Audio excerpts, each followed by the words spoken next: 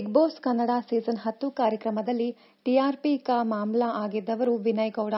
ತಮ್ಮ ಅಗ್ರೆಸಿವ್ನಿಂದಾಗಿ big boss ಮನೆಯಲ್ಲಿ villain ಎಂದು ಗುರುತಿಸಿಕೊಂಡವರು ವಿನಯ್ ಗೌಡ. ಬಿಗ್ ಬಾಸ್ ಕನ್ನಡ 10 ಕಾರ್ಯಕ್ರಮದಲ್ಲಿ ವಿನಯ್ ಗೌಡ 4ನೇ ಸ್ಥಾನಕ್ಕೆ ಅಂದರೆ 3ನೇ ರನ್ನರ್ ಅಪ್ ಆದರು. ಬಿಗ್ ಬಾಸ್ ಮನೆಯಲ್ಲಿ ಸಖತ್ ಸದ್ದು ಸುದ್ದಿ ಮಾಡಿದವರು ವಿನಯ್ ಗೌಡ. ಹಾಗಾದರೆ ವಿನಯ್ಗೆ ಭರ್ಜರಿ ಸಂಭಾವನೆ ಸಿಕ್ಕಿರುತ್ತಾ? ಬಿಗ್ ಬಾಸ್ ಕಾಂಟ್ರಾಕ್ಟ್ ಅಥವಾ ಅಗ್ರಿಮೆಂಟ್ ಪ್ರಕಾರ ಸಂಭಾವನೆ ಬಗ್ಗೆ ಸ್ಪರ್ಧಿಗಳು ರಿವೀಲ್ ಮಾಡುವ ಹಾಗಿಲ್ಲ.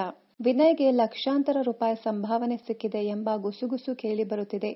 ಈ ಬಗ್ಗೆ ಪ್ರತಿಕ್ರಿಯೆ ಕೊಟ್ಟಿರುವ ವಿನಯ್, ಅಷ್ಟೊಂದು ಸಂಭಾವನೆ ಇನ್ಮೇಲೆ ನನಗೆ ಸಿಗಬಹುದು ಎಂದು ಹೇಳಿ ನಕ್ಕಿದ್ದಾರೆ. ವಿನಯ್ ಗೌಡ ಅವರ ತಿಂಗಳ ಆದಾಯ 5 ಕೋಟಿ ರೂಪಾಯಿ ಅಂತೆಲ್ಲ ಸುದ್ದಿಯಾಗಿದೆ. ಎಲ್ಲರ ಆರೈಕೆಯಿಂದ ಈ ಸುದ್ದಿ ನಿಜವಾಗಲಿ ಅಂತ ಬಯಸುತ್ತೇನೆ ಎಂದು ಸಂದರ್ಶನದಲ್ಲಿ ವಿನಯ್ ಹೇಳಿದ್ದಾರೆ.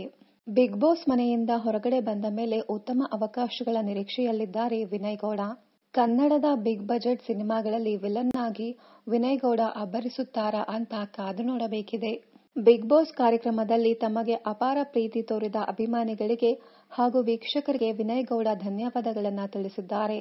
ಇನ್ನಷ್ಟು ಕನ್ನಡ ಧಾರಾವಾಹಿ, ಸಿನಿಮಾ ಹಾಗೂ ಇನ್ನಿತರ ನ್ಯೂಸ್ ಅಪ್ಡೇಟ್ಸ್ಗಾಗಿ ಚಾನೆಲ್ ಅನ್ನು ಸಬ್ಸ್ಕ್ರೈಬ್ ಮಾಡಿ. Thank you.